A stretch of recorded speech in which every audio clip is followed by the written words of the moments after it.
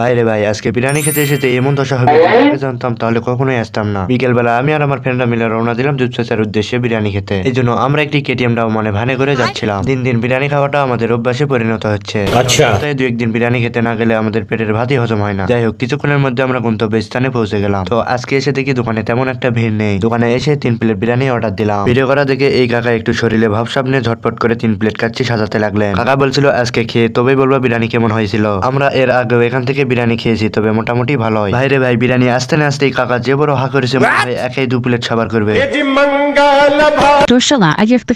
তো বিরিয়ানির সাথে 1 পিস খাসির মাংস আর একটি ডিম দিয়েছিল। 120 টাকার প্লেট হিসেবে সব মিলে মোটামুটি ভালোই। তো বিরিয়ানি খেয়ে আমরা বাড়ির দিকে রওনা দিই, কিন্তু বেশি দূর যেতে না যেতেই বৃষ্টি শুরু হয়। ভেবেছিলাম কিছুক্ষণের মধ্যে বৃষ্টি থেমে যাবে, কিন্তু উল্টো আরো জোরে বৃষ্টি নামতে লাগলো। তাই বাধ্য হয়ে রাস্তার পাশে একটি ডিবের ঘরে নিচে এসে দাঁড়ালাম। তো এখানে কিছুক্ষণ দেরি করতে অবশেষে বৃষ্টি থামলে আমরা বাড়ির দিকে রওনা দেই। তো আজকের ভিডিওটি এই পর্যন্ত। ভিডিওটি ভালো লাগলে চ্যানেলটিকে সাবস্ক্রাইব